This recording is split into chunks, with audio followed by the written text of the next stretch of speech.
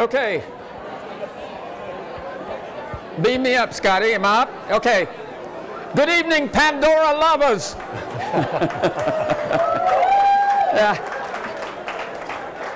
Okay, time is precious, and we're going to begin our conversation with Tim Westergren, who was born in 1965 in Minnesota, but he was born on December 21st. And I don't know if you understand the significance for someone of Scandinavian descent, as the two of us are, of the winter solstice, because it happens to have been the time when the son of Frigga and Odin was born, Baldur, the most beloved and generous of the Norse gods, right? Of course, common knowledge. Yeah, so a very auspicious beginning. Yeah. In 1988, he graduated from Stanford. My sources say that you majored in political science, but you studied musical acoustics and recording technology as well. And then you followed a career path for 20 years in which you were a composer, a musician, a recorder, a person who recorded other bands that otherwise had no exposure, and a nanny. Yes. So in at least half of those undertakings, you were taking care of other people, yes, as best you could. Then in 1999, several things happened. One, you got film credits for the music in The Last Best Sunday. And with Will Glazer, you developed the Music Genome Project, and you were one of 3 who launched Pandora. And if you will, tell us about the entrepreneurial journey that you took from there. Sure. Well, it's a treat to be here with Ben. I would travel halfway around the world to share the stage with this guy. Yeah. A national treasure here, for sure. Actually, you could talk the whole time, and I'd be perfectly happy just to listen. You know? So yeah, I have kind of it's unlikely for me to be where I am now with Pandora. As Ben said, my first job after Pandora was a nanny. Actually, manny is the proper word for that. I took care of kids for about 5 years, and my job consisted of getting up about 8 in the morning and jumping on the piano and playing piano until about 2 in the afternoon, going to pick up these 2 young boys from school and taking them home and playing wiffle ball on the street with the kids on the block and making sure they did their homework and practice piano, and then making dinner for the family, and then going home and jumping on the piano till midnight, 1 a.m. and I did that for years. So not the most promising beginning to my vocational life. But I had a love of music, and it's what I graduated with from college, if not a real vocational skill. And I spent 10 years experiencing the life of a musician, doing these weird jobs to pay rent. When I launched the Music Genome Project, it was the very, very apex of the first .com boom. So it was a time when I was living in San Francisco, and there was just this euphoria around entrepreneurship. So a lot of sort of can-do mentality floating around. And Will and another friend, John Kraft, and I embarked on this journey. And the Genome was really a crazy idea to hire ultimately about 70 musicians to sit down every day and listen to songs and analyze them a song at a time along as many as 450 musical attributes per song, manually. And so it would take 15 or 20 minutes to analyze a pop song and over an hour for a symphonic piece. It was fucking ridiculous. And everybody thought so except a handful of crazy investors that were game to give us a start. And so we spent the first year doing that. And the idea being that we would be able to connect songs by their musical DNA. So in this World Wide Web where there was this infinite catalog of music, where you can never find the stuff you want, you could enter this song or artist you liked, and we would sort of, by marrying musicology and math, hunt down other songs that share similar characteristics. And it would then be a fantastic tool for surfacing all this music you'd never otherwise hear, because it was fundamentally blind to popularity. So the system would go looking for the most logical musical match regardless of how well that band had done. And so we did that for a year. and created our first prototype of the Music Genome Project, long before we were actually Pandora. I still remember the first day we tested it out, typed in a Beatles song, of course, and we had created a software program inside Microsoft Excel where we had about 20,000 songs analyzed and entered into this spreadsheet.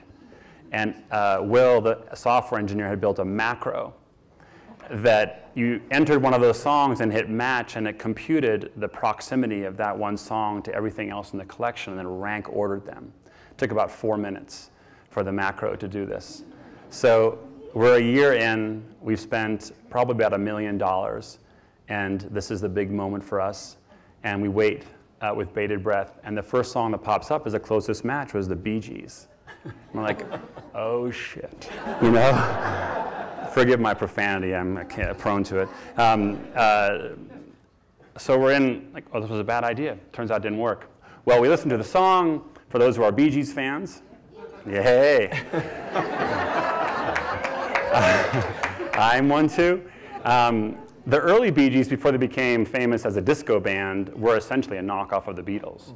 And so it had found this one Bee Gees track that was the sort of perfect match for this Beatles song. So from depression to elation in a short period of time, but it seemed to really work.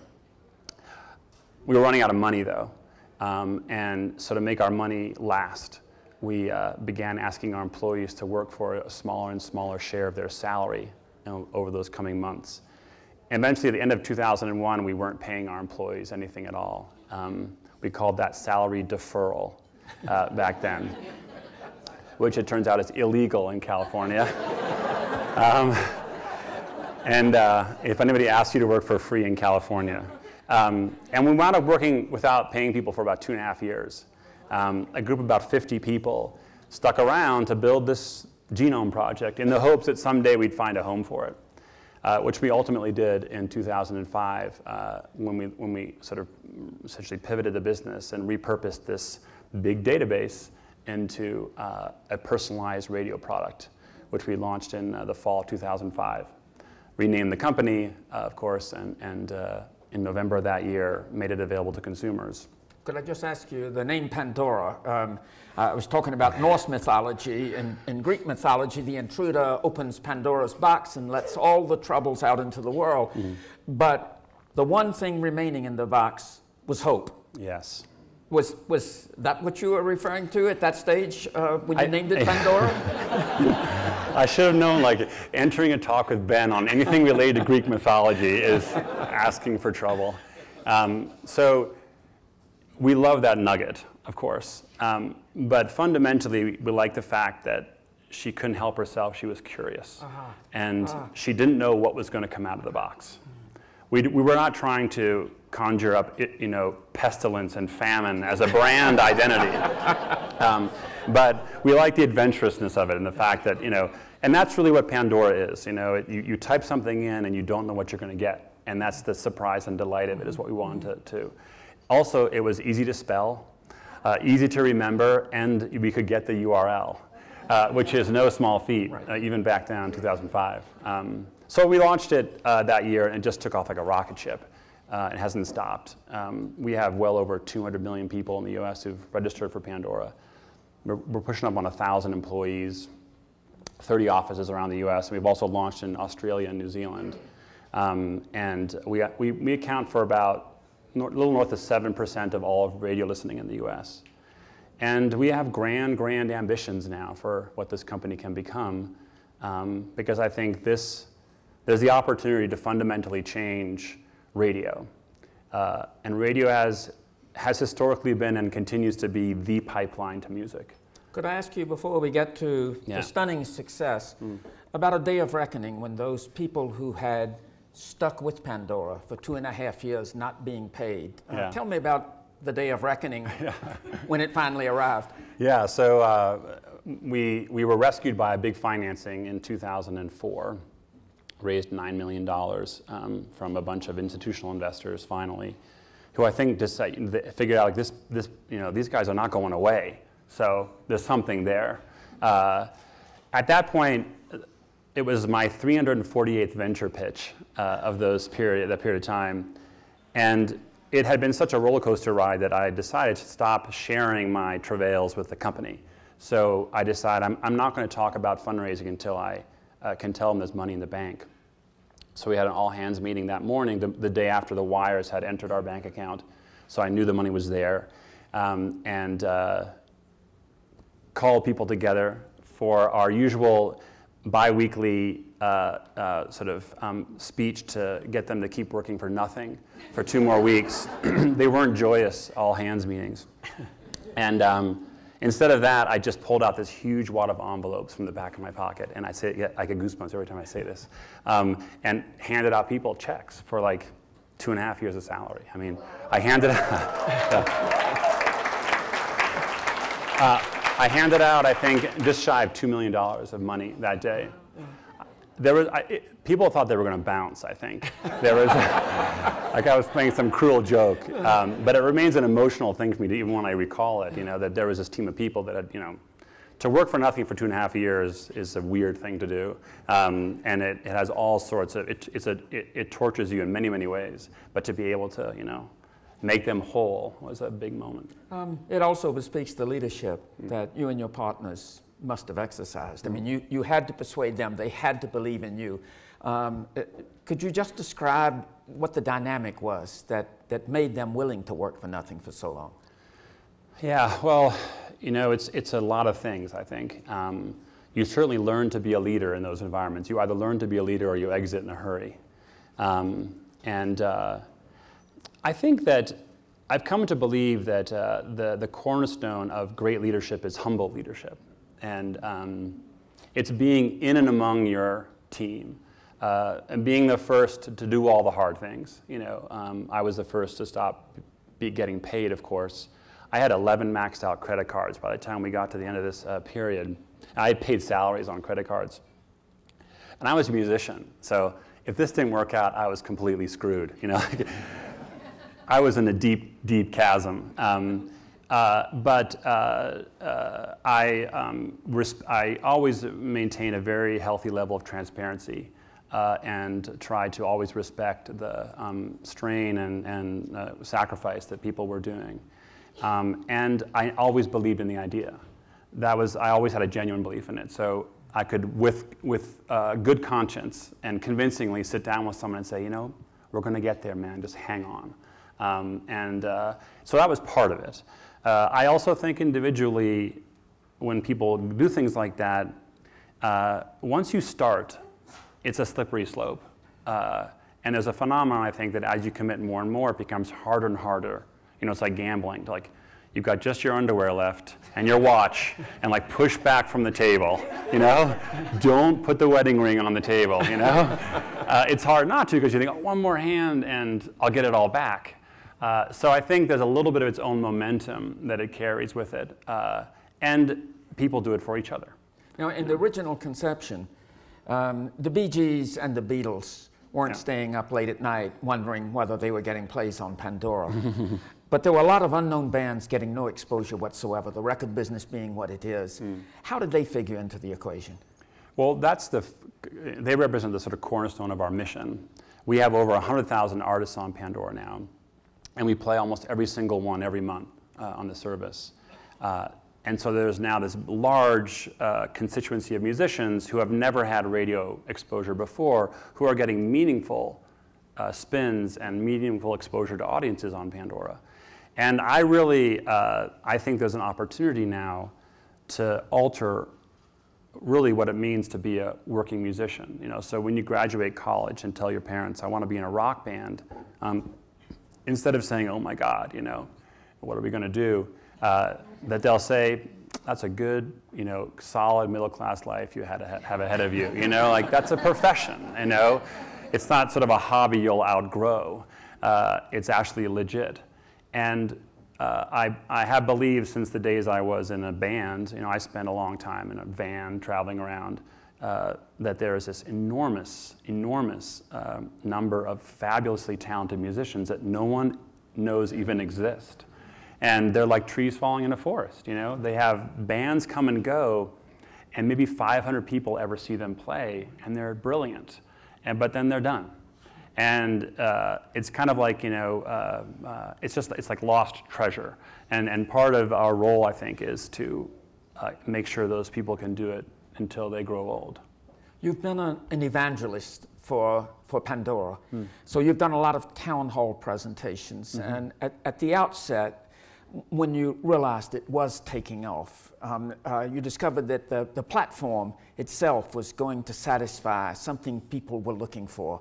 What were some of the initial encounters that confirmed that?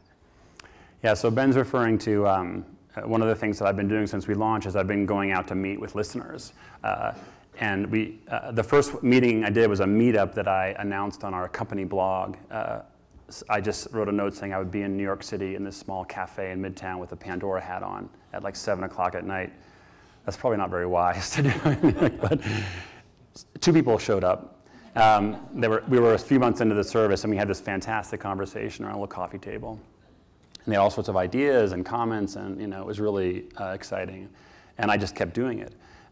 And we developed that program, and the last one I did in New York, there were 1,000 people that came to it. And it was held in a bookstore that held about 350 people. So it was packed to the rafters, and there was literally a line down the block and around the corner of people just waiting to come in. And these town halls, I've probably done, I don't know, 500 or 600 at this point, are they're just a conversation where I talk about the company and the music genome and sort of who we are, why we do this, and where we hope it's going to go. And then we just let people talk and ask questions, etc. And it's a spiritual experience. Because I think all of us, to a person, I'll bet, has a similar connection to music. We like different kinds, but for all of us, music is a very deeply personal, passion-filled thing for us. And what Pandora does is connect people to it. And so it often happens where I'll be in a town hall and someone will just stand up and give like a personal testimonial about a musical experience they've had on Pandora. They just come to say that, I had a fellow who, someone wrote ahead of time to a town hall asking if we could reserve a front row seat for him, and because they tend to fill up now. And near the end of this town hall, he got up and raised his hand. He said, I'm the guy who asked you if I could sit in the front row. And I did that because I'm deaf, and I needed to be close enough to read your lips. And he said that he had lost his hearing 6 or 7 years earlier to some medical condition, and that he was there to sort of thank me for bringing music back into his life. And he said that the way he used Pandora was he would launch a station, and then when the song came across the screen, he would quickly find the lyrics. This is before we had lyrics actually in Pandora. And then he would put his hands on the speakers and read the lyrics, and the music would come back into his body. And so he's giving this, I have this big lump in my throat as I've listened to him talk, and this very personal thing in a crowd of, there were probably 400 people there.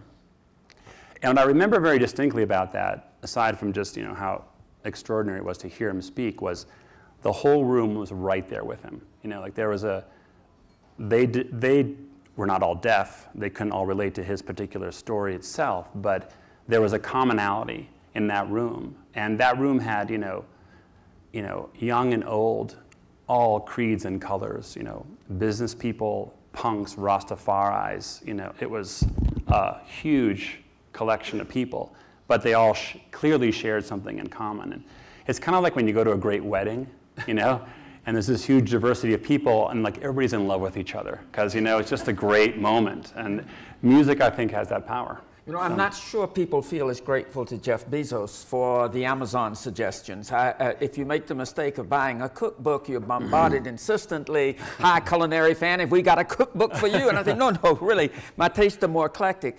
This afternoon, classical music is what I love most, so I was asking for Alfred Schnittke. I wouldn't think you got a lot of requests for his music, but I was absolutely fascinated by the sequences that followed. And I listened for about an hour. It started out with Schnittke, it ended with Schnittke, and in between it took me to places that I would never have gone on my own. And yet, I looked for the connections, and often I could detect some of them. So it's really quite fascinating how effective the genome is. It really analyzes things in a very subtle way. But a crucial decision you made once you had this platform must have been to go to internet radio. How did you decide that was the delivery system that was going to work for you, as opposed to Well, we had tried a lot of things over those years, none of which had worked. We had been in the kiosk business. We had been a provider of recommendation technology. We had really experimented just trying to survive. And I think that combination of things, radio represents 80% of the time people spend listening to music. So it is the pipeline to music. It's, as the radio goes, so goes the industry. Broadband connectivity had really blossomed in those intervening years, so you could stream high-quality audio reliably to more than half of U.S. homes. And then it was kind of, after that, a realization that because our system was a song-based system fundamentally, playlists were a great currency for us to play in. And we had no idea if it would work when we first launched it. But it turns out it was a good idea. Could you explain the Internet Radio Fairness Act? Yeah, so one of the struggles we have as a business is we pay an enormous amount in royalties, which on the one hand I think is fantastic because that money goes to musicians. It so happens that internet radio is subject to a radically higher royalty standard than any other form of radio. And so we've been kind of trying to find a way to sort of alleviate some of that disparity. We pay north of 50%, close to 60% of our overall revenue in performance fees to actual performers. AM/FM doesn't pay anything to performers. They pay it to composers, but a performing artist doesn't get anything. You often hear, all these great Motown artists that are all over the radio, but are paupers in real life because they're not compensated for it. I think it's a crime. I mean, in order to solve that, we have to go to Washington because we are subject to, we operate under a statutory, piece of federal legislation. So I spent a lot of time in Congress, meeting with members and trying to sort of educate them on this. And we introduced a bill last year whose design was to create a greater degree of parity. And it became a big, maelstrom, a PR maelstrom. Okay, so here you were at the beginning, a starving musician with starving colleagues. You were working to perfect this platform. You yourself have been a musician. Part of your incentive is to provide a mode of distribution for performing artists who otherwise don't get one. Yeah. But you achieve colossal success, and suddenly the poor idealist becomes the successful capitalist. And word gets around, I read, it's probably greater than this, but I read the revenues last year were 138 million. It was a big number in any case. Yeah, it was a lot more than that. And so, I thought it must be. Yeah, so some of the artists who get 1,000 plays, 1,000 hits on Pandora, and who don't think about the fact that one play on radio, if it's a coast-to-coast station, may in fact be heard by 50,000 people. They're getting maybe a wider exposure for that one play, but they're not getting any money at all. But they look at these numbers and they say of you, and they have, he used to be one of us, now he's one of them. Right? And so there's all this controversy about whether you're ripping them off, whether you're making a fortune out of their sweat, blood, tears. How do you deal with the irony of the situation you're in? How do you make the transition? How do you reconcile the idealism that you started out with the realities of capitalism that you're negotiating now? Yeah, well, it's not a pleasant thing to go through, for sure. I take sort of greatest comfort and confidence, and solace is the wrong word, but in the knowledge that I know what our true north is, and I know that the ambition of Pandora and where we will wind up eventually is there will be a recognition that we are providing all these benefits that have very real value. And those will be increasingly realized as we're able to invest in technology and products and features that allow musicians to actually harness what's happening on Pandora to further their careers. To give you a quick example, Pandora for a while now has been providing on an ad hoc basis heat maps to musicians. So literally a map of the US that shows where people are that have thumbed up their music. And so you can get a sense of where you should drive your tour van, basically. It's a relatively small technical step to go from there to giving a musician the ability to do something like they're on the road, on their iPhone, log into Pandora, zoom into the DMA they're in, with a click of a button, pop up the number of people in that area that have thumbed up their music or thumbed up a band like it, and send them a little audio announcement saying we're playing a gig next Thursday within driving distance of your house. And having been in a van myself for a long time, I think the potential of that it's a revolution. I really think when that happens, and it will happen, I don't think people even remember what it was like before. You know, they'll think, wait, you used to put posters on telephone poles?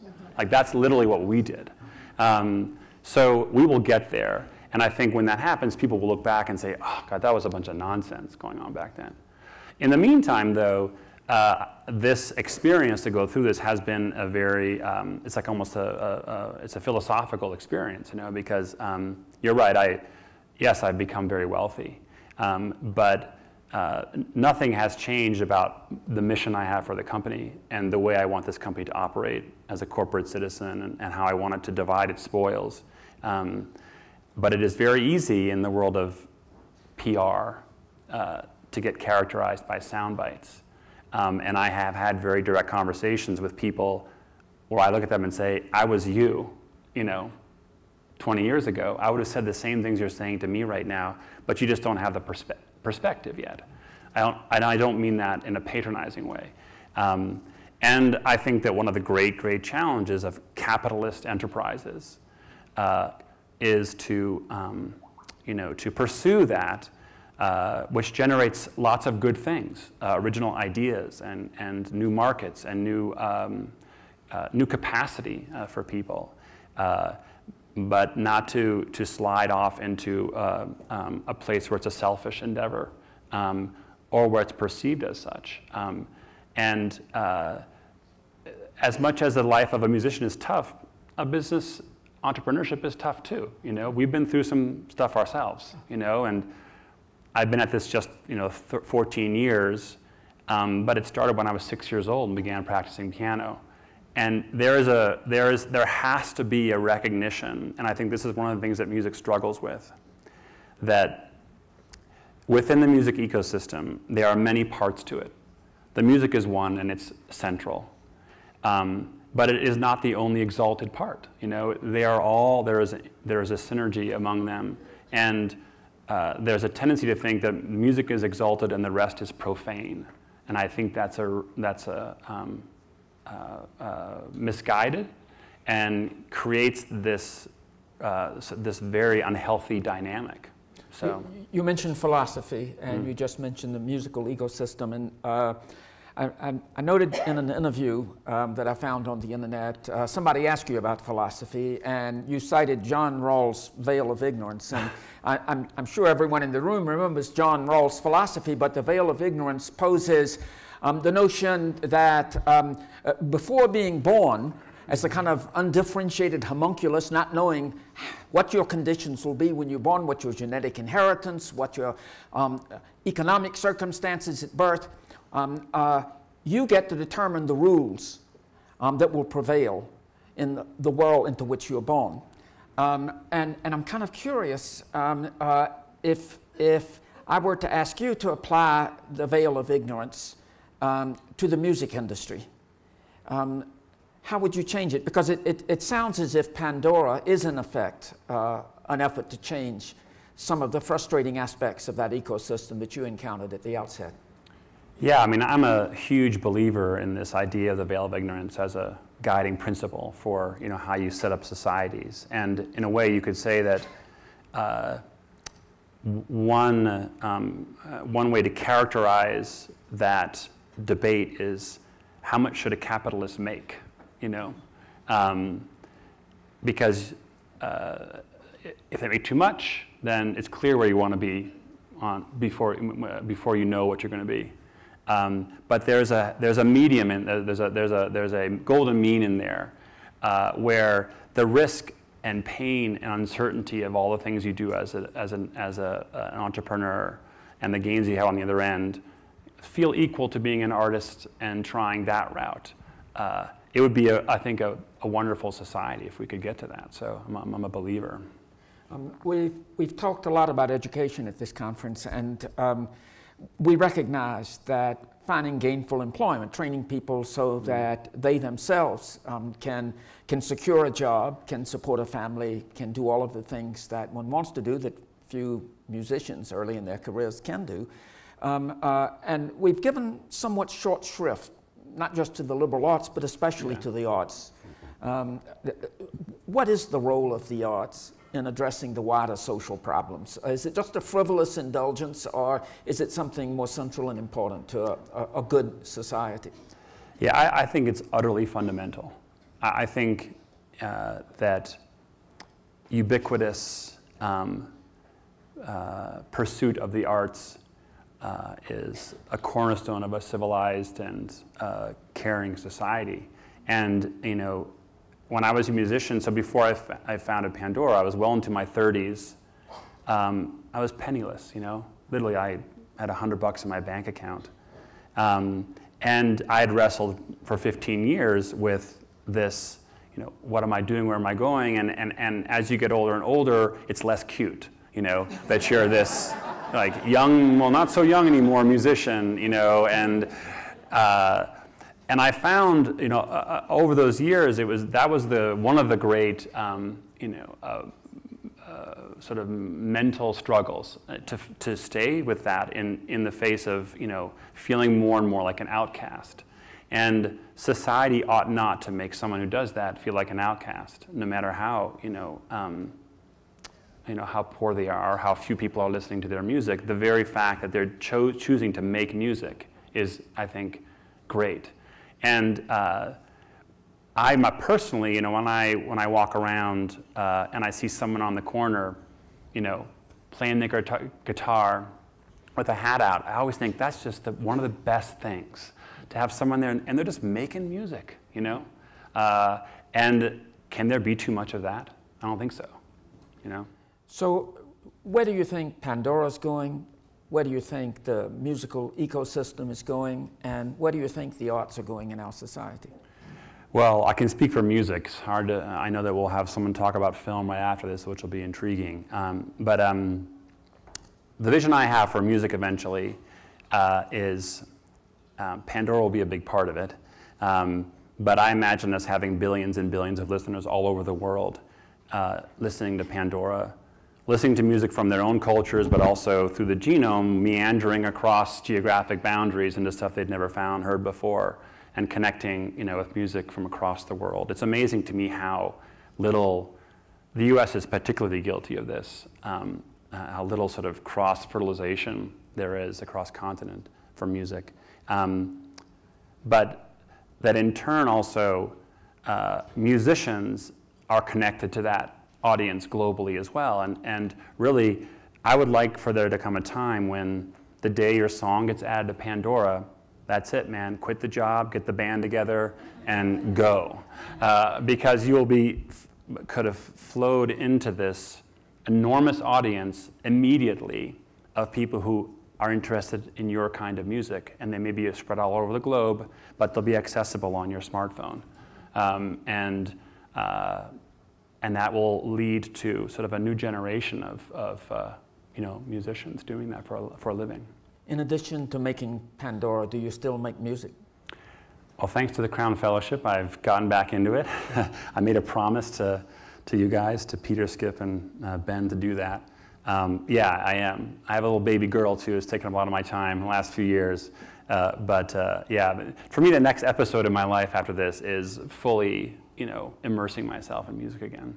Somebody asked you what movie part you'd most like to play, and you said Iron Man. Why? I hate that questions like that they gave me. I couldn't think of a better answer. Well, there was some kind of verbal genome going on in your head, right? Yeah, I don't know. I wanted to fly in that suit.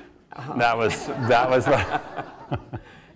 So we have just a little less than 10 minutes to take some questions from the audience. So if you'd like to ask a question, I see a hand here. If someone can get you a microphone. There's a microphone here. It's coming towards you now. There's one back there, too. And there's another back over here, please.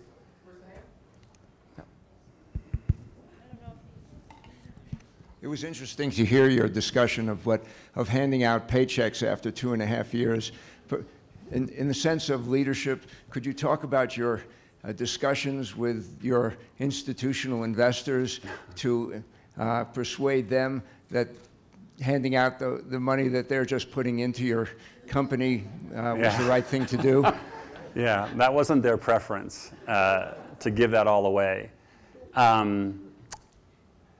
That was essentially a promise I made to the team, which is if we raise money above a certain amount of money, you're going to get made whole. And I would not have broken that for the world, It would have I would have regretted that for the rest of my life. And my pitch to the investors was, you're investing in the tenacity of this team. You're investing in the idea of the genome, but second to that is the tenacity of this team. And if you want that, honor what they've done to date by making this big gesture of paying people back. And there were two guys. Larry Marcus was the lead investor from Walden, and his partner, Art Berliner, who we had this discussion. It was pretty quick. And they said, you know what? All right, we'll do it. And I just felt like the right thing to do, and we never gave it a second thought. Thank you. Another question back here. Bravo. Hi, I'm Aurelia Garrido from Costa Rica. My leadership project for the last 7 years has been developing talent and opportunities in the film industry in Costa Rica.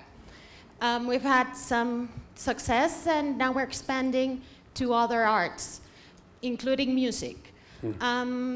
We have the hope that in small markets as Central Americans, where we don't have a music industry, all the changes that are happening could open doors for our musicians, because we want to develop talent, but also to give them opportunities to make a living, and hopefully a good living from it. What ideas would you have for these artists in small developing countries? Boy, well, we're trying to get Pandora licensed outside the US. We play plenty of Costa Rican music to people living in the US, but we don't get to play anything to Costa Ricans in their own country because of licensing constraints, which I think debilitate this industry, that licensing is so hard to get done. So lobby your government to get Pandora over to Costa Rica. That's one suggestion. But gosh,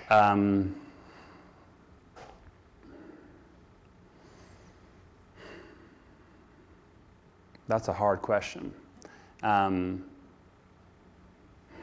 Isn't their appearance on Pandora a potential source of revenue for them as they build audiences? Yeah, they will be drawing revenue and exposure in the U.S. And we do everything we can to make that happen. In terms of what to do domestically with local artists, I'm a big believer that artists need communities. I mentioned this stress you feel at being an outcast. I think being surrounded by like-minded people and folks who believe and support what you do is really important. And so I think that sort of artistic musician homes are important, whether institutes, sort of recording facilities, schools, et cetera, that can be long-term homes for musicians would be a great system to develop. LC Stemma is this sort of beacon, which I think, in addition to kind of having generated this enormous number of musicians, has legitimized the very act of playing music. And you've got kids who are 4 or 5 years old who are playing violin. And because of the impact of that program, I think other kids look at them in a way that respects what they're doing. That, to me, is one of the most fundamental dynamics to try to impact. That program is extraordinary. Thank you. Is there another question? I see a hand here in the back. Thank you. I have one dying question, having grown up in the radio business. Mm-hmm. What do you think terrestrial radio looks like 5 years from now? I think terrestrial radio will continue to consolidate. I think there will be more and more, fewer owners, fewer stations playing a more and more homogenized selection of songs, because that's a natural sort of economic rhythm of that industry. Over time, radio stations that experiment or play to a more diverse audience or sort of stray from the kind of main pop pipeline struggle to survive. So I think it'll consolidate more. I think that the folks there will be great curation will thrive. There are just DJs who know how to do it, and they seem to flourish and retain their audiences in spite of all these other options. So it will reward people who can really build sort of fantastic playlists. But I think it's definitely going to experience a lot of compression as an industry, not just from us, but satellite radio, all these other alternatives. What new developments do you foresee in Pandora? Pandora has evolved in all sorts of intriguing ways. What's coming up next? To me, the most exciting piece is the artist piece. We call it Pandora for Artists, and it's this whole dashboard that an artist can access and sort of have to develop their careers. That's the one I'm really most passionate about. Another area for us that is exciting is cars. We've done a lot of work to get Pandora embedded into cars. Right now, we do it through a smartphone. Over time, it'll be, internet-enabled cars will literally be like a rolling computer, so Pandora will just be on it for you. But, one of the most powerful moments I had for Pandora early on was the first time I listened to it in a car.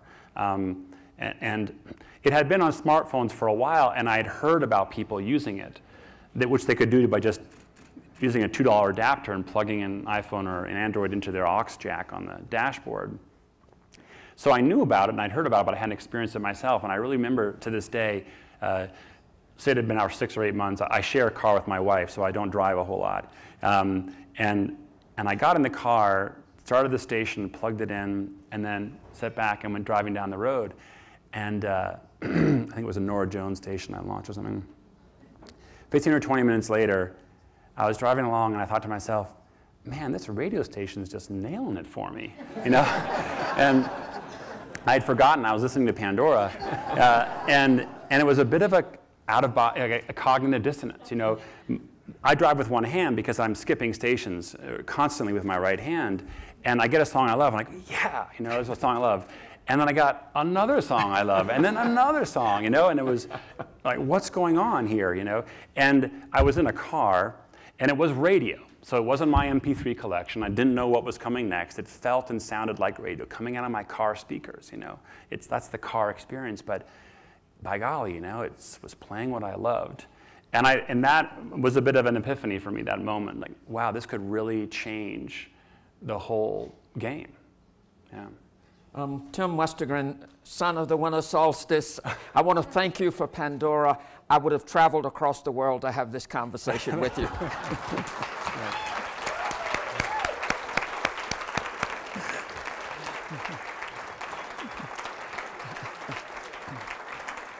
Bravo. And now it's my pleasure to introduce another Crown Fellow, Tiffany Shlain, who's going to be addressing you on cloud filmmaking, making free collaborative films for nonprofits on a global scale. Tiffany Shlain.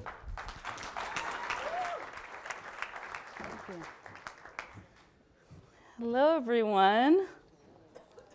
I'm so happy to be here. I'm going to teach you a Yiddish word because it fits. It's called hamisha. Can you guys all say that? Hamisha. And what it means is the way I feel in Aspen, which is like a lot of you I have known for a long time, a lot of you I just met, but it's like it feels like family, and it's like I'm so grateful to Peter, Eric, Keith. Where's everyone? They're not in the audience. Ben. And I'm just so grateful to come here so often in my life.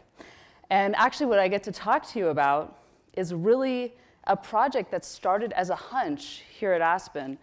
And I call it cloud filmmaking. So first, one of the interesting things about, how many of you know who William Gibson is, the sci-fi writer? He wrote Snow Crash and various things. So he said, good, when William Gibson. So he said, if you want to see where technology is headed, just look at what the artists and the criminals are doing. So tonight you're going to hear from an artist who's really into technology, and I'm really interested in experimenting with how we can use technology in new ways. So I'll give you, before I kind of launch into how I got to cloud filmmaking, what I'm doing, I'm going to show you a cloud film. So first, I am going to ask what I ask people all over the world to do. I would like you to all close your eyes and put your hand on your heart, and I want you to really feel your heartbeat. And I want you to think about what your heartbeat means to you. So that's pretty much what I did in an email and a tweet and a Facebook post. And I just asked people to film themselves thinking about what the heartbeat meant. And this is one of my cloud films.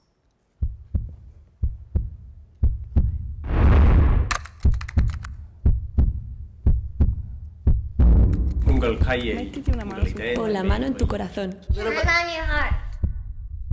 You feel it? That's your life clock. Someday, it's gonna stop.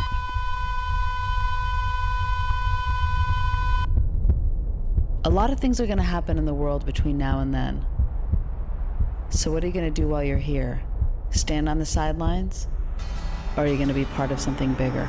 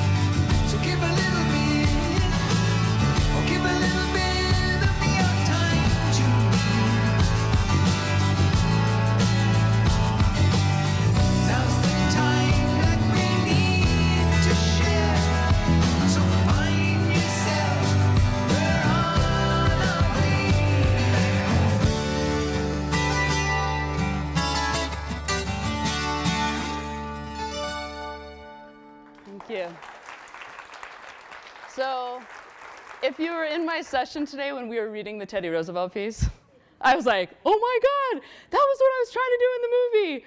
Try to get people to engage. And what's been really exciting is that, you know, I can make that energy happen. And I feel like because people sent that into us from all over the world, like their energy was in that film. They filmed themselves.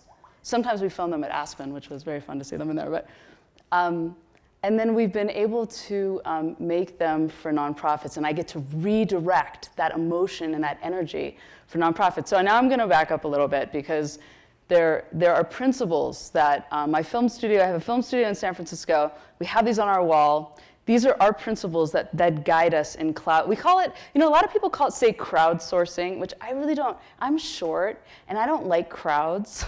Like, that word kind of makes me nervous. But I like the word cloud because it's so open and there's so much potential.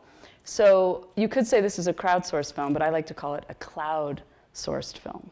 So the principles of cloud filmmaking is that we make it collaboratively with people from all over the world, that we create films about ideas that speak to the most universal qualities that connect us as humans. There's so many things in media about what divide us. I mean, like, I can barely watch TV. I think there needs to be put more into the network that is about what connects us. The other part of this is to give back as much as we receive. So we make these customized films. People are sending us beautiful artwork and films, and we make these films. And then to use the cloud to translate into as many languages as possible, because there's so much potential with that. And with every one of these cloud films that we make, whatever new technology is out, I mean, you should see us at we just changed the name of our film studio to Film Studio in Lab, because we're like, any new technology, we're like, how can we use this to like make a film with people, or how can people create with us, or how can we engage people with this? So we're like kids in a candy store right now, because every couple of months, tech companies are like, we're trying this out, Tiffany, and we're like, yes, we could do something with that. So we're always trying to push the boundaries of what we can do with technology. And I think my whole career, I've been really interested in technology. I think cloud filmmaking in a lot of ways combines my love of tech and filmmaking. And just to give you a little bit of my background, these were my favorite films growing up. My family's Jewish. This was kind of our temple, going to the movies every Sunday night. We talked about a lot of ideas from old men with beards like Coppola and Lucas, and every Sunday night, without fail, we went to see a movie, and we discussed it afterwards. And I think about these Crown readings, the Aspen readings, that's how we used films. We would see a film, and my family would use it as a way to discuss morals, what happened in the movie. It was such a trigger for this deep conversation my family had every week. So I loved film. I've always loved films as a way to trigger conversation. Now, I was supposed to be a surgeon, not a filmmaker. My father bought me the book, The Making of a Woman Surgeon, on 4 separate occasions. I was the one who was supposed to be a doctor. And so that wasn't really an option to be a filmmaker. But another event happened when I was a teenager. My parents were going through a horrible divorce, and I was given a Macintosh, which teenagers' years suck anyways. I was going through a particularly hard time, and that computer was like a link to another world to me. Now this is before the web. Can you guys all remember that? I'd go to the library, and I would plug, remember that sound? And I would connect to other libraries in other parts of the world, and I loved it. And so I'm just going to kind of fast through my career. I founded the Webby Awards. I first was shown the web in the 90s, and I was like, this is going to change the world, and I want to honor innovators in that space. And I was in my 20s, and being in San Francisco in your 20s in the 90s during the first internet boom was like crazy sauce. I mean, it was like how I imagined the 60s in San Francisco, but it wasn't like free love. It was like free internet. And everyone was like, you're under 30, you're on the cover of every magazine, and this is where it's at, and you're going to change the world. And but I was so excited as as a communication vehicle. I never was motivated by money. And so I was doing the Webby Awards. And again, I always made a lot of films about technology. That's a film from one of the Webbies that would like introduce the show. So then 9/11 happened, which I think we can all agree. Everyone did soul searching on their lives. And Bush was in office. One of the first things he did was he cut off funding for international family planning. I told you my family are doctors. I heard many stories growing up about women who had unsafe abortions, and my father would save their life and all these things. And so it really pissed me off that Bush did that. And it was like I was thinking about that call, the Martin Luther King, like your call. So first time I had done very well in my career, and I was doing the Webby Awards, and I went to Planned Parenthood, and I said, make all these films for the Webbies, and I want to make a film for Planned Parenthood that engages my generation in reproductive choice. And they were like, great, you know, we need it. There was an election coming up, and so I made this, and I said, and it's going to be funny. They're like, you're going to make a funny film about reproductive choice? And I'm like, yeah, we need to make people laugh. They're too tense about this issue. So I made this film. I was doing the Webbies. I made Life, Liberty, and the Pursuit of Happiness. And it got into Sundance, and it helped all the Planned Parenthoods. They used it for their 30-year anniversary of Roe v. Wade. And I only spent like 3 months on that movie. And meanwhile, for the Webby Awards, I had this huge staff. I would work crazy hours. And every year, I'd have to duplicate my efforts. And I was really thinking a lot about, I wanted to have kids. I was working like 90-hour weeks. And my husband and I mean, how many women in the room struggle with how do I make an impact and how do I be a good mom at home? I was really struggling with that. And I saw, wow, I made this film and it still plays to this day. I mean, how many years later then it doesn't need me anymore and it has all my creative energy in the film and I can help this issue I care about. Now, the one thing that was interesting was Planned Parenthood was very possessive of the film. Like if another reproductive rights organization wanted to use it, they're like, you know, there's a lot of inner politics in every cause and issue, as we all know. And I was like, oh, I don't like that. I want this film to be used for everyone that's involved in this issue. So I tell that story because really these films, so I wanted to think about how could I have more impact and how could I scale? And then I got pregnant. I sold the Webby Awards to a company in New York. But I still care. I still have equity. It still exists, and I'm happy about that. But that was a whole interesting process. I started my Henry Crown Fellowship. I started the Moxie Institute film studio, which was going to be a film studio that used film with technology, you know, basically film plus web to make social change. And Aspen was so instrumental. I mean, as you're watching this next series of films, they're so Aspen Institute. I mean, just know that I was doing the readings as I was starting my film studio. So I think they worked their way into everything, which is kind of interesting to be here now to do it. So the first thing I was really interested in was connectedness. You know, I was interested in how technology, it's showing us how connected that we innately already are. So I wanted to explore connectedness biologically, technologically, mathematically, politically. We're so interdependent. I wanted to explore that. So I asked my father, who was also a wonderful writer, to write the film with me. And he, right before I was making the film, he got diagnosed with brain cancer. And I realized I was making a film about connectedness on a very intellectual level, and I wasn't dealing with emotional connectedness. So I tore apart the movie, and it turned into, how many of you saw it I played it at Act 2.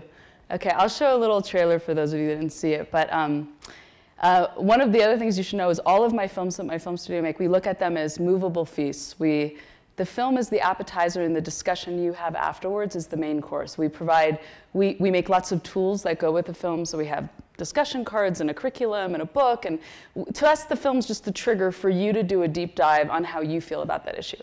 So I'm going to show you just the trailer for that now. So I'm at lunch with this really good friend of mine, and we are having a fantastic time. I haven't seen her in years. We're laughing, drinking, talking, but I'm still getting this urge to check my email. And I was like, Tiffany, stay focused. You traveled all the way across the United States to see her. Stay focused. But eventually it was like, it overtook me.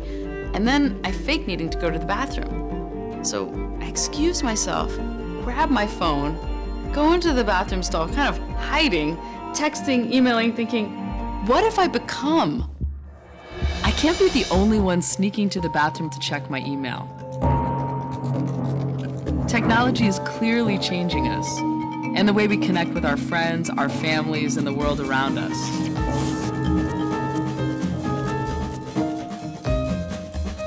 So I set out to make a film about what it means to be connected in the 21st century. Things are changing. There's so much more to think about, and that pace of change is only accelerating. How much faster can it go before we can't keep up? This was the kind of question I was exploring in this film. And then I had this year that turned my world upside down and forced me to rethink everything I thought I understood about the ways we're connected.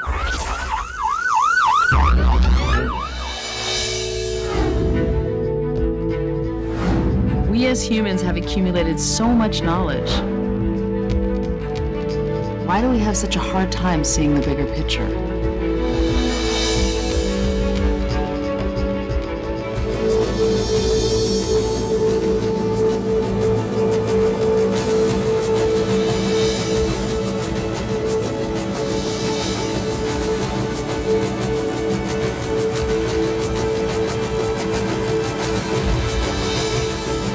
For centuries, we've been declaring independence, and perhaps it's time to finally declare our interdependence.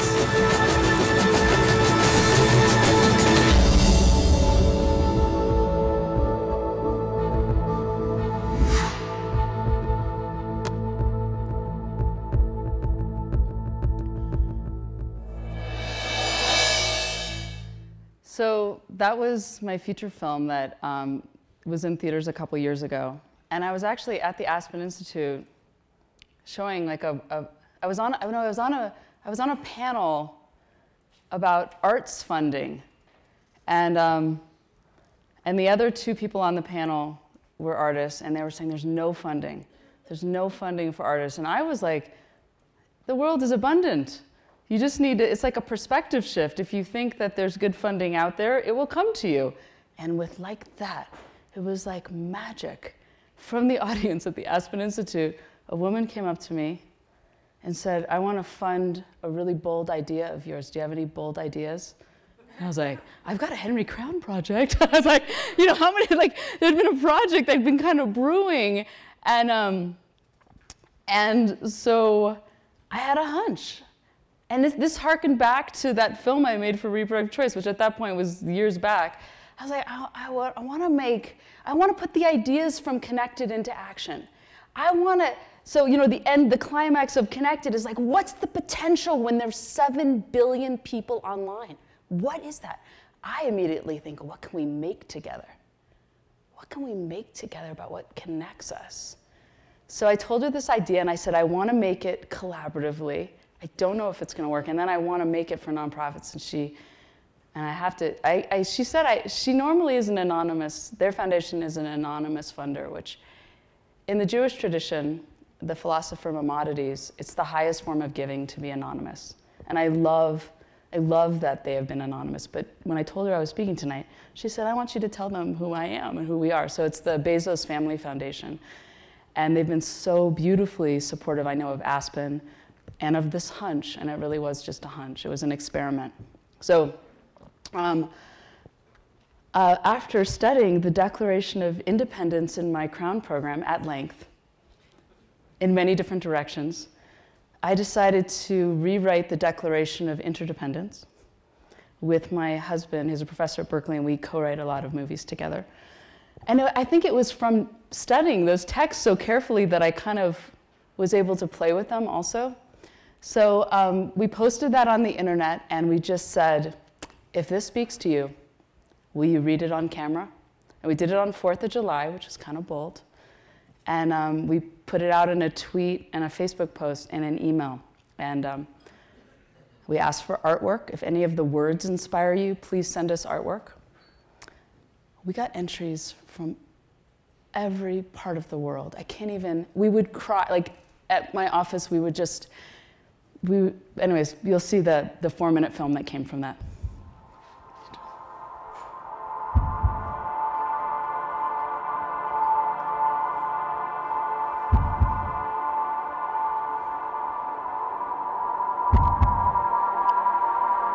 But in the course of human events,在人类活动的过程中 In the course of human events, عندما نكون في مضمار الأحداث البشرية quand dans le cours des événements humains, becomes increasingly necessary para reconocer to recognize the fundamental qualities that connect us. that connect us. That connect us.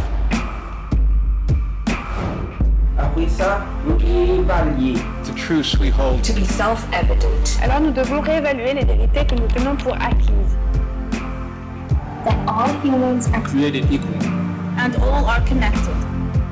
比如每个人都是生来平等，并且联系在一起的。 That we share the pursuits of life, La recherche d'une vie meilleure. Liberty, الخيروط, Happiness. kebahagiaan, food, والغذاء. Water. agua, shelter, el refugio, seguridad, education, pendidikan, justice, and hopes for a better future.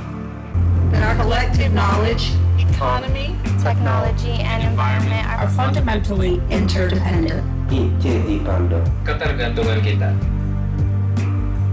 That what will propel us forward لأن لدينا شجاعة على التقدير. is our curiosity. curiosity, rasa ingin tahu kita. Our ability to forgive, kemampuan kita untuk memaafkan, Our ability to appreciate. Our courage, keberanian kita, And our desire to connect. That we're connected. That these things we share, في نهاية المطاف إلى تطور. To our fullest common potential. Le cose che noi teniamo insieme sono le cose del nostro mondo. 我们应该严肃对待我们的问题。 We should never take ourselves too seriously. kwa sababu jambo jingine linalotuunganisha huwa qudratuna ala tahammul. Dan upaya kita untuk belajar dari kesalahan kita. So that we can learn from the past. understand our place in the world, memahami tempat kita di dunia, Use our collective knowledge. To create a better future. 去创造一个更美好的未来。 So perhaps it's time jadi mungkin sudah saatnya kita That we, as a species, sebagai spesies, as a species, You love to laugh. que disfruta de reír, Love to laugh. Poser questions. Ask questions and connect. do something radical and true. For centuries, We have declared Independence. Perhaps it's now time That we, as humans, declare our interdependence. interdependenza. Interdependence. interdependence. Interdependence. Interdépendance.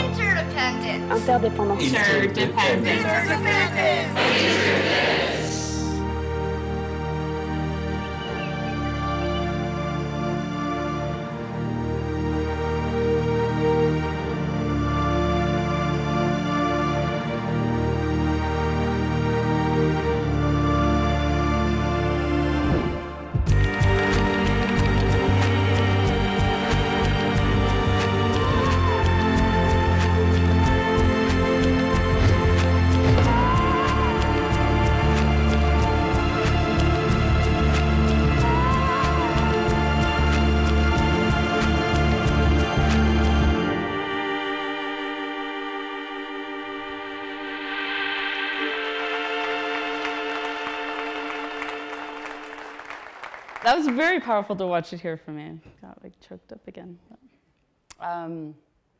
So that was experiment number one. We were so excited by the response. I can't even describe to you what it felt like to just, it was like a call and response. I mean, I've directed movies with like hundreds of people on the set, but it was like I was directing from like my little office in San Francisco and just putting out a call for collaboration.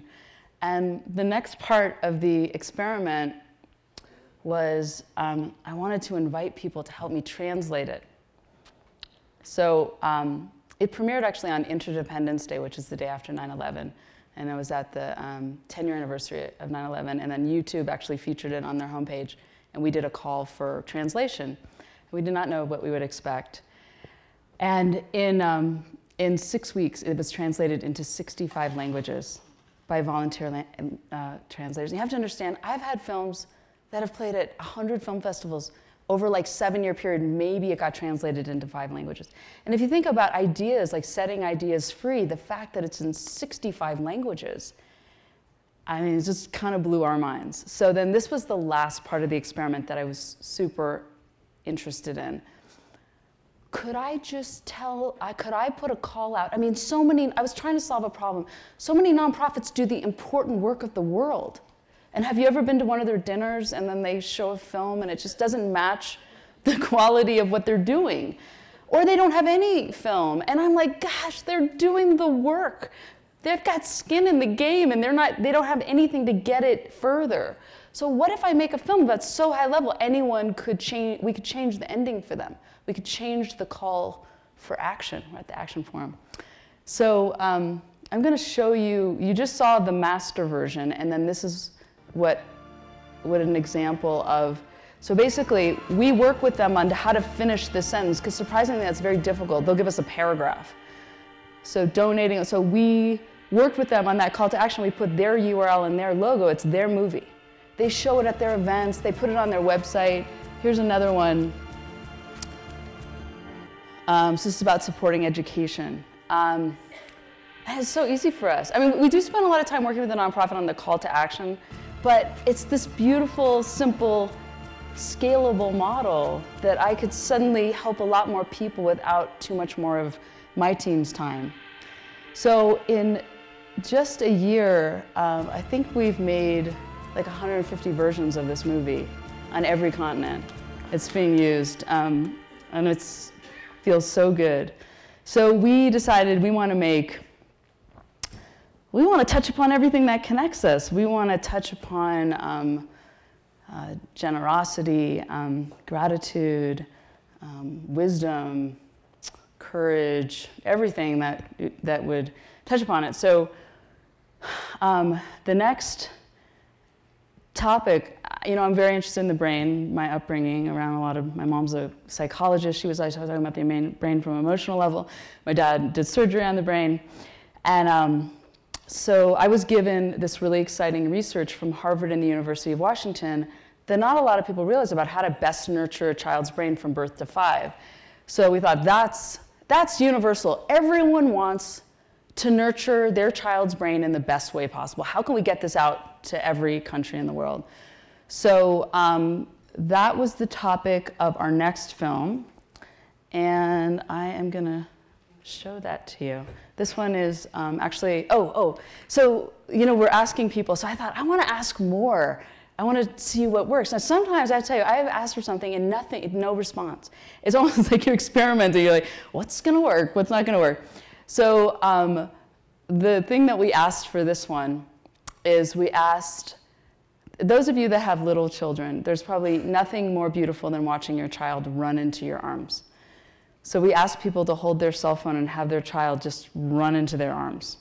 So notice that, because it was very fun for us to see how that would work. So here's brain power. A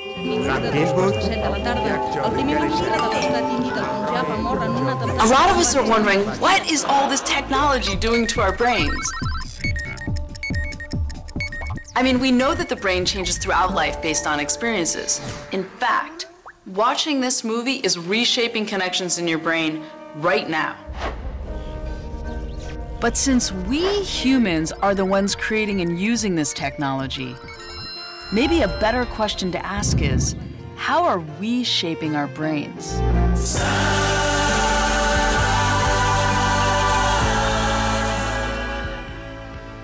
There's so much about the brain that we don't know. But there are some things we do know. You see, not long after we humans began thinking, we began thinking about ways to understand our own brains. One strategy thinkers have used throughout history is to compare the brain to the newest technology of their day. The brain is a clock, a switchboard, a steam engine, a machine, a computer. And we wondered, how can today's technology help us understand the brain in a new way? So we used that technology to ask people all over the world, how do you imagine the brain? It was amazing, like all these neurons firing ideas and images back to us from all over the world.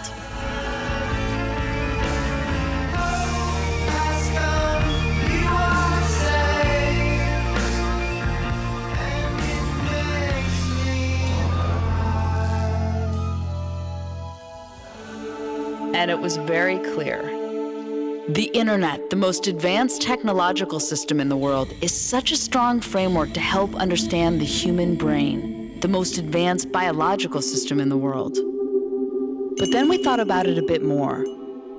And since the internet is in such a young developmental stage, rapidly growing, constantly changing, forming billions of new connections all over the world, then maybe a stronger framework would be to compare it to a child's brain, which is in a similar stage of development, rapidly growing, constantly changing, and making billions upon billions of connections between different parts of the brain. So here's the question. If we say that the internet is in a similar developmental stage as a child's brain, then what can we learn by comparing them? Let's start with size. Obviously, the internet seems like a larger entity than a child's brain. But what does that mean in terms of our analogy? We could say that a neuron in the brain would be like a web page in the internet. So let's look at the number of neurons in a child's brain compared to the number of web pages on the internet. Well, a human at any age has about 100 billion neurons in the brain. But the internet has 10 times that, 1 trillion web pages. So with this analogy, the internet is bigger. So then, which of these networks is more complex? We could say a synapse in the brain, the connection point between two neurons, is like a hyperlink, the connection point between two web pages. So are there more connections in a child's brain or on the internet? Well, the internet has over 100 trillion links. And an adult's brain has 300 trillion links. But get this, a child's brain has a quadrillion connections, 10 times the number of connections of the entire internet. A child's brain has more connections than the entire internet. Yes, it blew our minds too. How is that even possible? Let's break it down. As we said, a baby is born with 100 billion neurons. But those quadrillion connections, they're not there yet.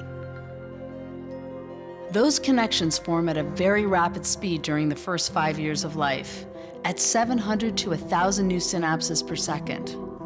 Those connections are created through every interaction a child has, and are important because they form the architecture of the brain. So every time you talk to and engage with a child, you are literally growing a brain, connecting the different parts of the brain, which allows for new ideas, insights, and creative thinking. So each moment of eye contact, each new word exchanged, each time you make a child laugh, you are strengthening these connections. And since there are so many different ways to do this, we asked people around the world, send us videos of your favorite ways to engage with the children in your life.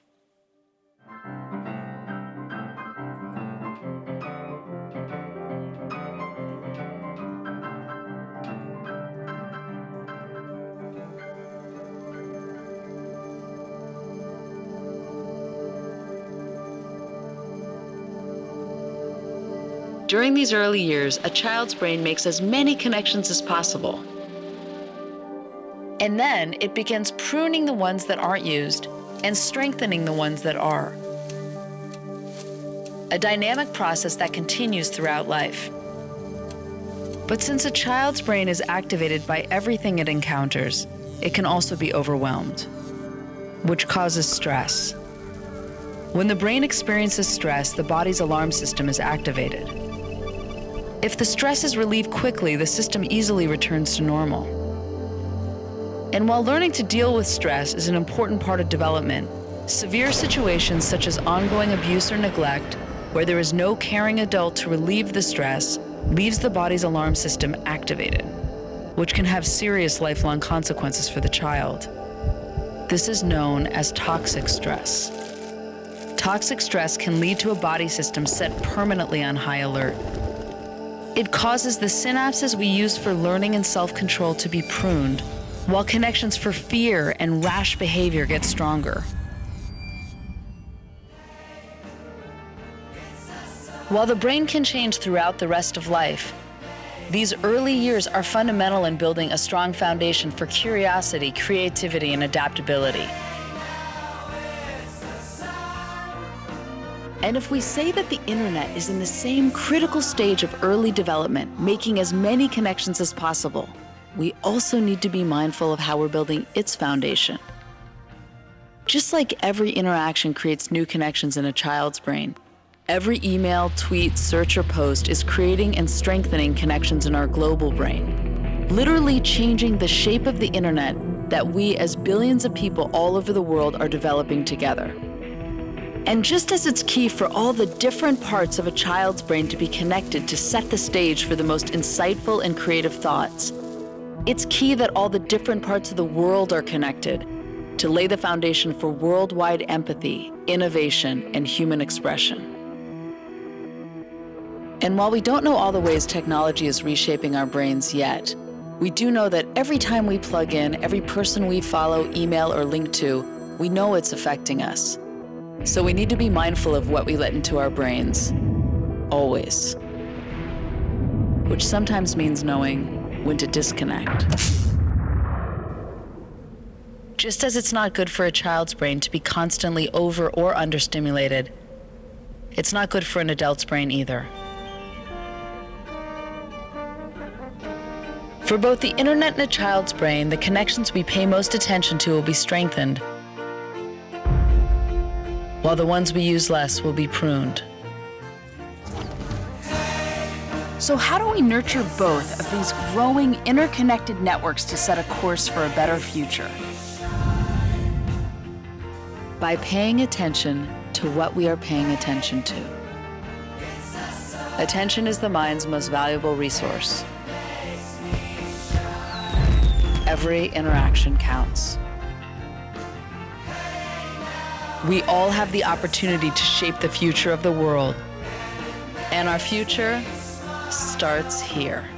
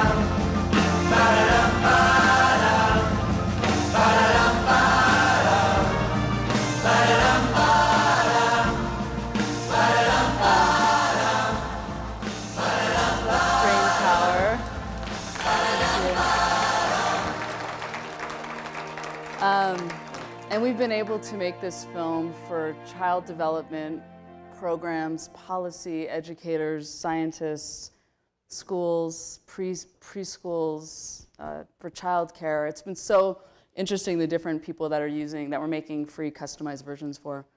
And then I was asked to write a book by Ted. I had so much research for this movie, and it kind of was a reverse thing where I made a film and then did a book from the film. And the US State Department is sending me to the Middle East with this movie this fall. They were going to send me to Egypt and Israel. I think it just got moved to Israel after everything that happened. But they sent me with Connected to Cape Town, South Africa last year. And I was thinking about what Madeleine Albright was saying, how she's like, we have to use whatever tools necessary. So I guess back after World War II, like they sent Louis Armstrong, they have this program where they send artists, and it's so wonderful. You have all these screenings and discussions, so I'm so excited. I've met a lot of wonderful people from the Middle East, Aspen Leadership Council. I look forward to visiting you very soon with this. So if any of you, I'm about to show you a sneak peek of my new movie, which is a rough cut, which I'm so excited to show you. But if any of you are involved with a nonprofit, any of you, fellows, the public, you can just go to our site and we will make a movie for you for free. It takes just a couple weeks.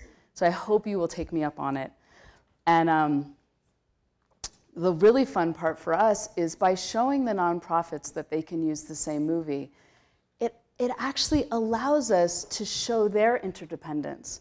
So we have on our site, these are all the different nonprofits.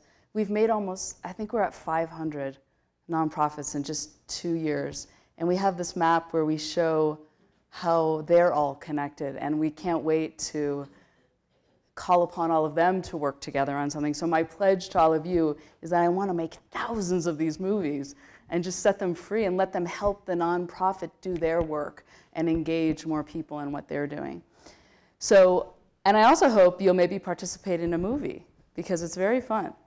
I often, on Facebook, we're Connected the Film is the name of our Facebook page. We're working on the script late at night. We just ask our community questions, and we get great ideas from them. And I tweet questions for the movie. I also have a newsletter called Breakfast at Tiffany's, where we're always, it's quarterly, and we kind of ask people to engage in experiments with us. And I have a new film series coming out called The Future Starts Here, where I'm talking a lot about technology and a lot of our experiments, making things with people from all over the world. So I was going to show you, I have to show you a 1-minute movie. My film makes a lot of silly films, because humor is really important. And we've been talking a lot about tipping points. Who talked about tipping points in your session yesterday? We're at this tipping point. So this is just a 1.5-minute movie that my husband and I made. For years, experts have been predicting massive global changes.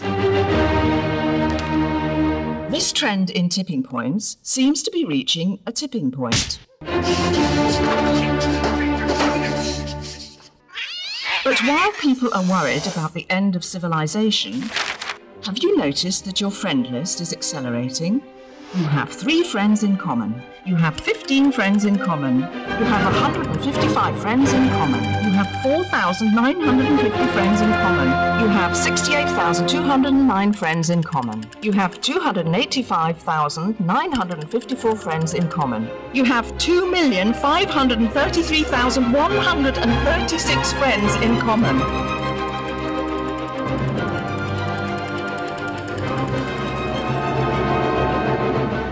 First city where everyone will become friends? Portland, Oregon, of course. Next will be Seattle, then San Francisco. It spread to Monte Carlo soon after, and the EU is predicted to make nice by January 2016. The trend will accelerate to other countries. There will be some resistance, but who wants to be left out?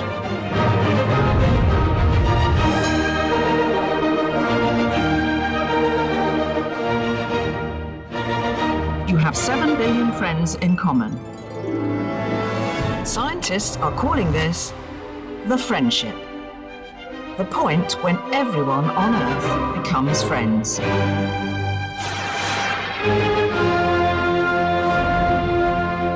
And you thought the singularity was a big deal. This is what my husband and I do on late nights. Anyways, that's friendship. But okay, I'm about to show you. Thank you. I thought should I show that in the Middle East? Is that too risky? I can show that? I wanted to ask your advice. Okay, so how many of you have seen a rough cut of a movie? No, okay. So what a rough cut means is it's not done. If you're writing a paper, there's still red marks on it. The music is repetitive. There's some typos. Don't call me out on those. Our animator's from Iceland, and so there's quite a few typos. But I'm super excited to show it to you. And let me see. So I said repetitive music. It's not complete. It's like 90% done. But it's so fit our discussion in our panel today. We had a discussion on who was in our afternoon session. There was like, I can't wait for you guys in particular, but it probably dealt with a lot of your readings too. And it is 8 minutes, and I'm going to hopefully enlist you to help me with the launch. So here it is.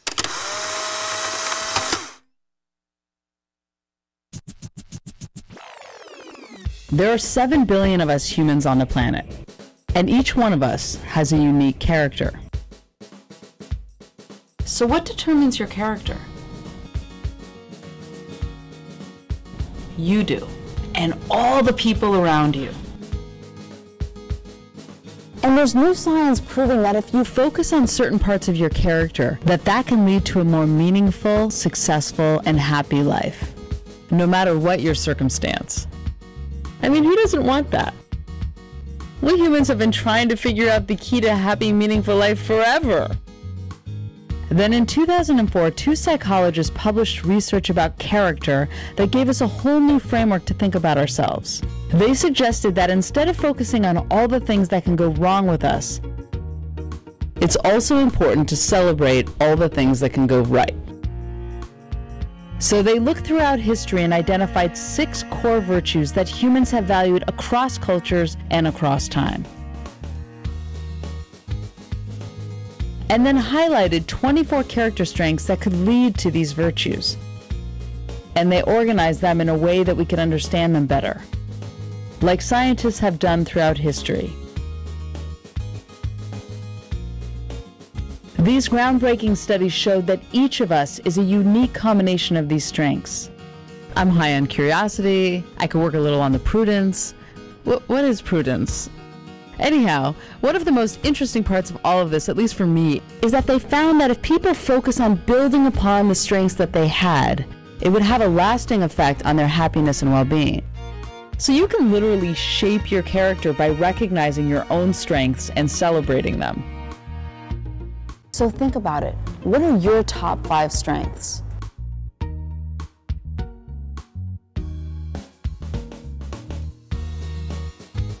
These studies also showed that you can help shape other people's character, that the key to human relationships is ultimately appreciating the character strengths in others.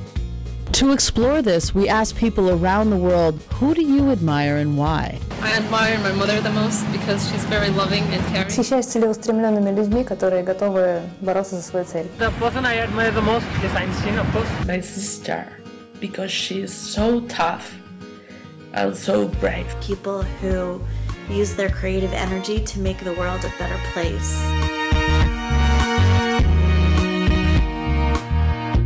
This powerful new framework paved the way for a whole new era of character research that focuses on ways we can increase the strengths we have and develop the ones we'd like in both ourselves and in others. A new era in social science that, it turns out, is unpacking a very old idea.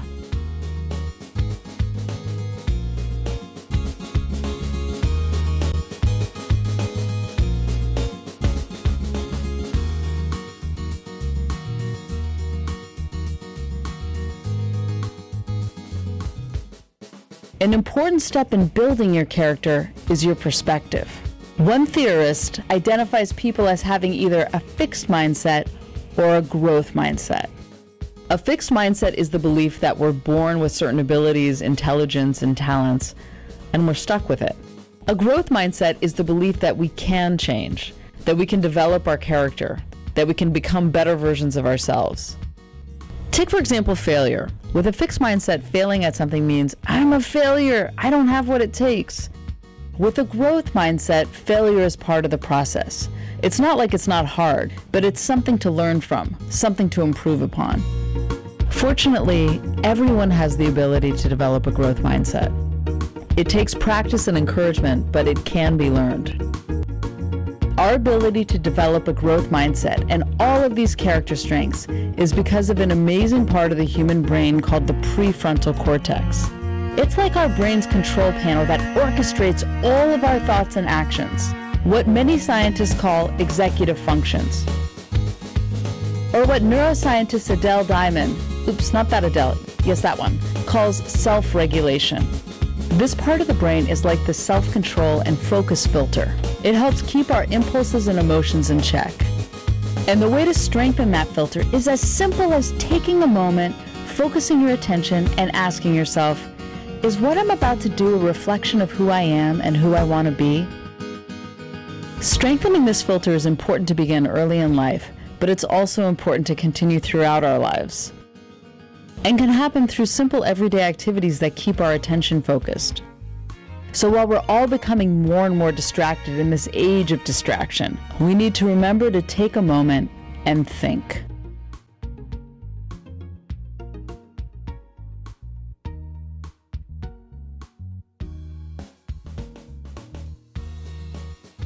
And here's an exciting new insight. Some people believe there are 7 strengths in particular that can be real game changers, leading to better grades, better jobs, and ultimately a more meaningful life, no matter what your circumstances. Optimism, gratitude, social intelligence, curiosity, self-control, enthusiasm, and perseverance, also known as grit. While there have been many different theories about character throughout history, what scientists in this field agree on is that character matters, and that character strengths can be learned, practiced, and cultivated.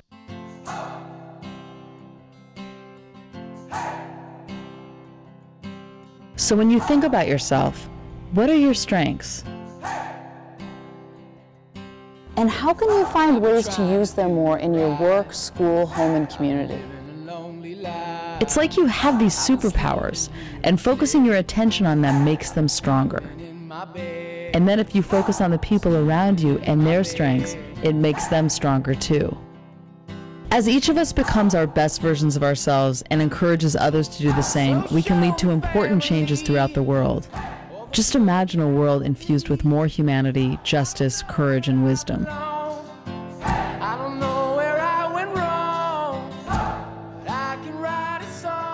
So if you can be a better version of yourself, how do you want to be? I definitely want to be somebody that other people can feel they can rely on. A man who was courageous. Somebody who went for their goals. As a risk taker. Kind. Exactly like my mom. Beautiful, strong, and powerful. I want people to say that I'm funny. Who is a nice person. Generous. Serio. Kind. Accountable. Incondicional. Sensible. Profesional.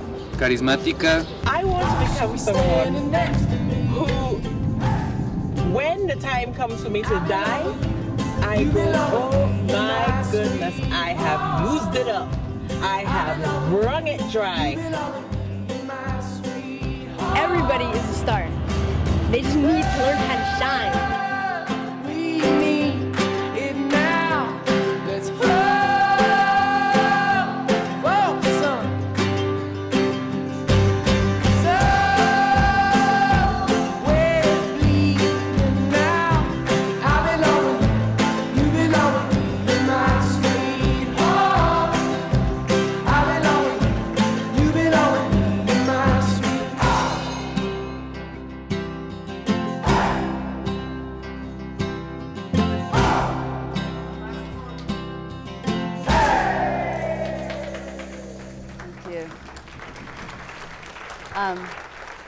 So here's the vision.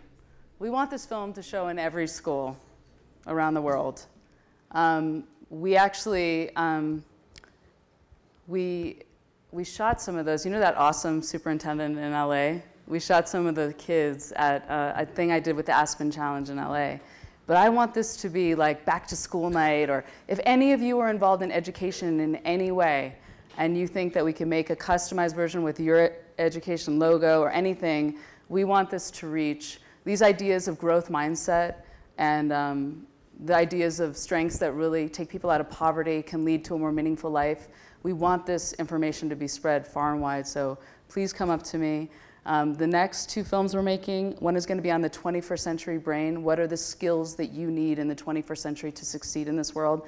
And then we're doing one on gratitude, which I'm super excited about.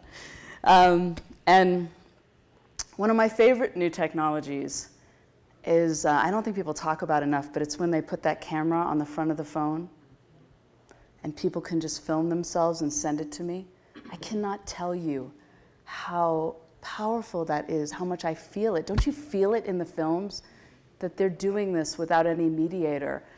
And you know, one of my favorite sayings and thoughts is that if you have a hammer in your hand, Abraham Maslow said it, if you have a hammer in your hand, everything looks like a nail. And I think if you have a camera in your hand, everything tells a story. Thank you.